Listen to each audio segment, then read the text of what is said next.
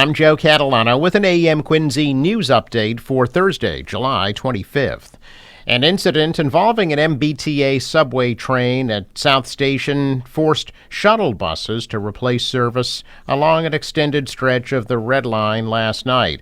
According to T Police, an adult male intentionally entered into the right-of-way on the southbound tracks at about 6 p.m. as a train was approaching South Station. The T used shuttle buses to replace service from Alewife and Kendall to JFK UMass due to the incident at South Station. The stations affected, including Kendall MIT, Charles MGH, Park Street, Downtown Crossing, South Station, Broadway, Andrew, and JFK UMass. Buses were already replacing service to the Alewife terminal as part of a long-term Red Line closure. In July, police said the man was pronounced dead as a result of injuries sustained. Brody or Baker Beach in Germantown remains closed to swimming in Quincy due to high bacteria levels. Results of water tests taken this week indicate unsafe levels of pollution in the water. Signs have been posted warning people to swim at their own risk. Water at all 12 other Quincy City beaches tested safe for swimming this week, as did all of Wollaston Beach. The weekly beach water testing program continues through Labor Day. Items from the historic Paragon Boardwalk in Hull will go on sale at auction later this month, according to an announcement from the auction firm Paul E. Saperstein and Company. The auction will be held online and will include hundreds of items ranging from a more than 100-year-old arcade game to Paragon's 18-hole mini golf course. Restaurant appliances and relics are also for sale.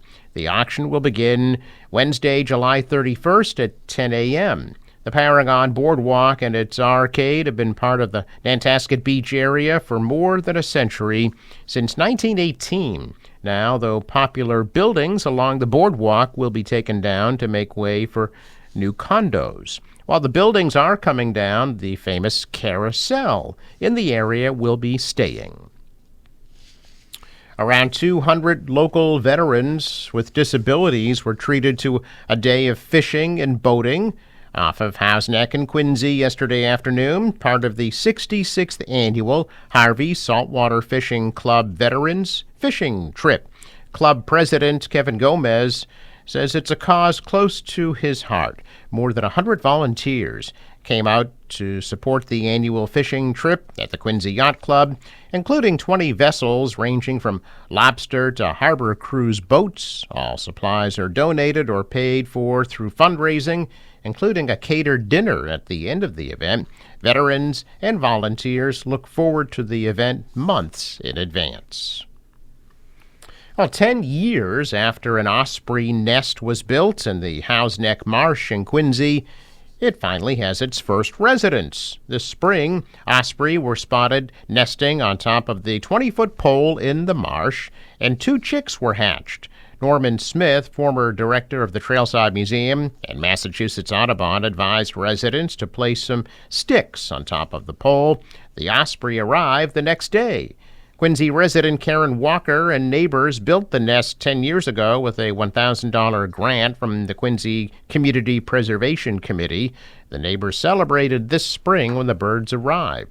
The Mass Fisheries and Wildlife authorized Smith to band the 2 new chicks so they can be monitored. Smith says the arrival of the osprey indicate that local waterways are healthy. He says the osprey should be observed from a distance. Norfolk County Register of Deeds Bill O'Donnell reporting that Norfolk County recordings for the second quarter of 2024 show consistent trends in overall real estate activity compared to the second quarter of last year, with a slight drop in property sales, but an increase in the total number of deeds recorded. The registry recorded over 26,000 documents in the second quarter of this year, 3% less than the same time last year. The number of deeds for the second quarter, which reflect both commercial and residential real estate sales and transfers, was an increase of 1% from the second quarter of 2023. O'Donnell says the second quarter sales prices have increased compared to the second quarter of last year. The average sale price in the second quarter of this year was over $1.19 million, a 20% increase from the second quarter of last year. Total dollar volume of commercial and residential sales is up over $2.7 million, an increase of 18% from the same period a year ago.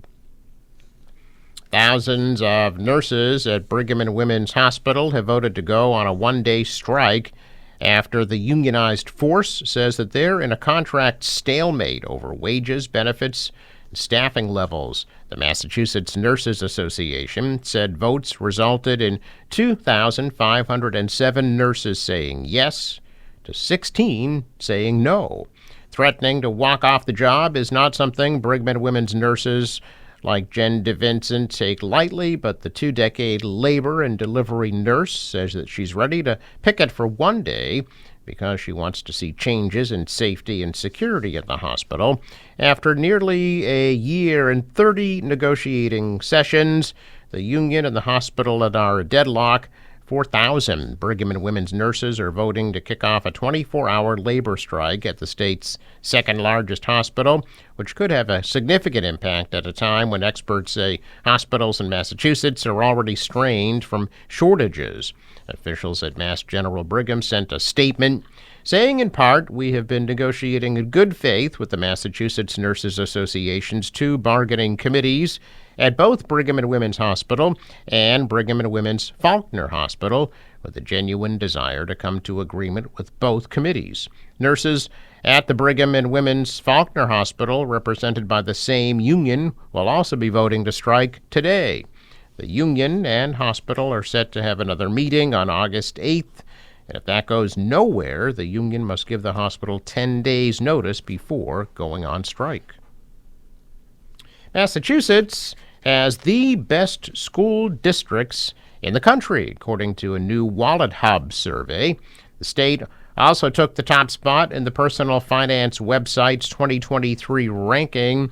The report ranked K through 12 school systems in every state based on metrics like dropout rates, class size, and standardized test scores. Massachusetts is either first or tied for first when it comes to math test scores, reading test scores, and median ACT scores. The state also has the highest share of students in the country who score a 3 or better on advanced placement exams. Massachusetts was ranked second overall when it comes to school safety, with one of the lowest percentages or threatened or injured high school students. WalletHub says Massachusetts also has very few reports of physical fights or illegal drugs available on school property compared to the rest of the country. According to WalletHub, the states with the best public schools are Massachusetts, Connecticut, Maryland, New Jersey, and Wisconsin. Elsewhere in New England, New Hampshire comes in 6th, Maine is 16th, Vermont 17th, and Rhode Island 18th. Earlier this year, WalletHub ranked Massachusetts as the most educated state in America.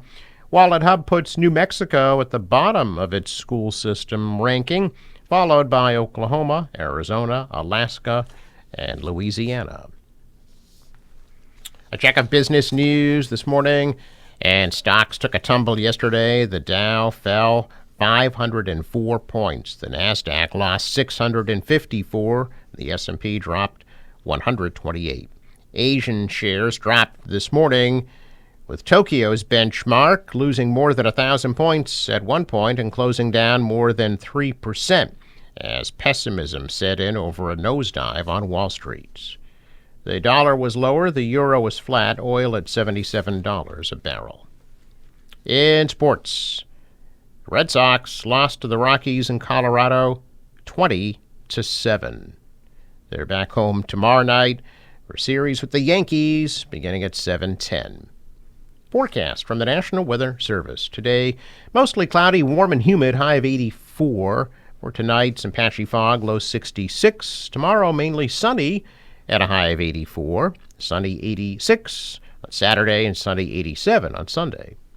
Out of the water, waves about a foot A south wind 5 to 10 knots and a high tide at 3:21 this afternoon. Sunrise 5:30, sets at 8:09.